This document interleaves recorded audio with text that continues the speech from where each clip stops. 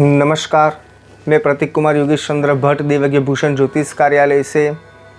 पिछले वीडियो में हमने दान की बात की थी और कहा था कि अगले वीडियो में विशेष में बताएंगे कि दान किस तरह का होता है, किस प्रकार से देना चाहिए। शुरुआत करते हैं कन्यादान से। कन्यादान को महान इसलिए कहा गया है कि वो हर एक के नसीब में नहीं होता। कन्यादान देना कई जगह पे देखा जाता है कि किसी को बेटी नहीं होती है तो वो अपनी भतीजी, अपनी भांजी या फिर कोई पड़ोस में अच्छे रिलेशन रहे हो तो उनकी बेटी को भी वो कन्यादान देते हैं। कन्यादान देने वाले जो भी इंसान हैं, ये अवश्य समझिए कि आप अपने जीवन में जो दान दे रहे हैं वो सिर्फ उसी वक्त के लिए नहीं होता है। कन्यादान जो देते हैं, पूरे साल भर में कन्या को जितने वस्त्र चाहिए, जितना धान्य चाहिए, वो सभी उनको हर वर्ष देना पड़ता है। साथ ही में वो कन्या दुखी ना हो, किसी भी प्रकार का उसे कष्ट प्राप्त ना हो, ये भी ध्यान रखने की जिम्मेवारी उनकी है। तो वो भी देखे कि वो बेटी दुखी तो नहीं है, ये भी ध्यान रखिए।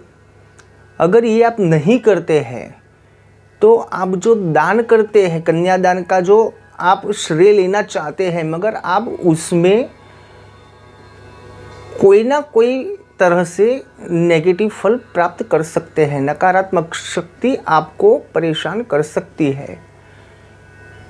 तो आप अगर कभी भी कन्यादान करते हैं तो दान इस तरह से कीजिए कि आपको शुभ फल की प्राप्ति हो और बेटी का अच्छा भी हो। साथ में आते हैं धान्य पे। हमारे सनातन धर्म में धान्य का दान भी विशेष बताया गया है। जैसे कि एकादशी का व्रत हो, एकादशी का दिन हो, पूर्णिमा हो, संक्रांति हो, अमावस्या हो, तो उस समय में ब्राह्मण को या फिर मंदिर में हम धान्य दान करते हैं। साथ ही में कभी कभार कोई ज़रूरियातमंद हमारे घर के द्वार पे आया हो या रास्ते में हमें मिला हो तो हम उन्हें भी धान्य का दान देते हैं। धान्य का दान सर्वश्रेष्ठ भी माना गया है। इसी तरह धातु का दान है, जैसे रजत है, सुवर्ण है, उसका भी हम दान देते हैं। कई जगह पे मंदिर में देते हैं। बहन है, बेटी है, ब्राह्मण है, उनको हम धातु का भी दान देते हैं। आगे देते हैं तो गौदान भी विशेष बताया गया है। हमारे घर में जब भी किसी भी प्रकार की उत्तर क्रिया होती है तो उसमें गौदान विशेष बताया गया है।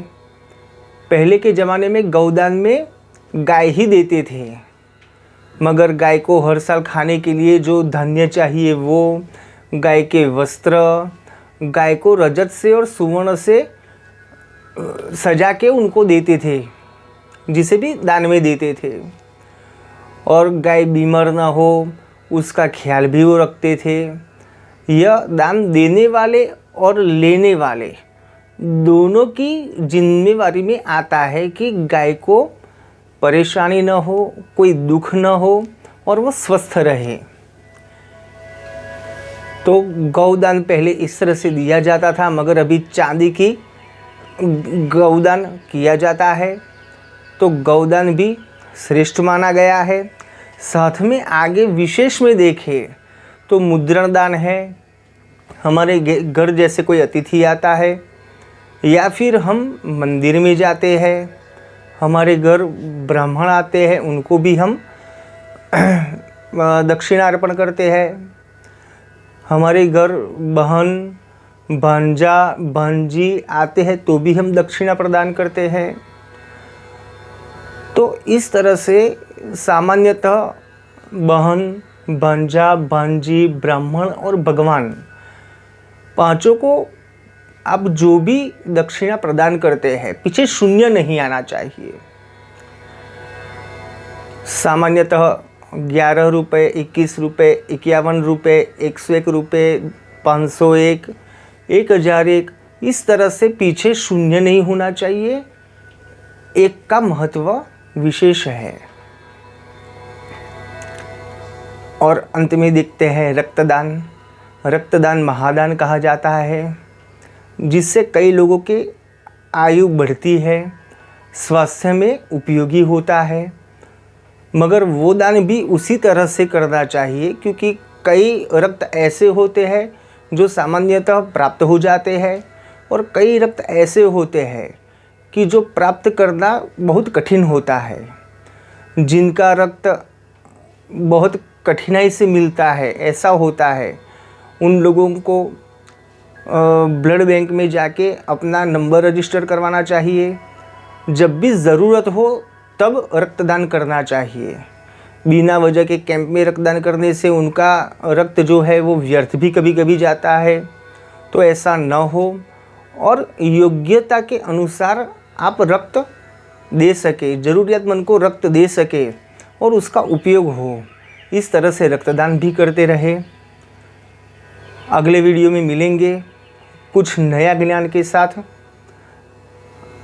अभी तक आपने हमारा चैनल सब्सक्राइब नहीं किया है तो पहले हमारा चैनल सब्सक्राइब कीजिए। अगर हमारा वीडियो आपको पसंद आया हो तो लाइक भी कीजिए, शेयर भी कीजिए। और कुछ प्रश्न है आपके मन में इस विषय के अनुसार या कुछ अलग विषय के अनुसार, तो कमेंट बॉक्स में जाइए, कमेंट में आपका जो मन में प्रश्न है वो प्रश्न लिख दीजिए। मिलते हैं अगले वीडियो में, तब तक के लिए जय महाकाल।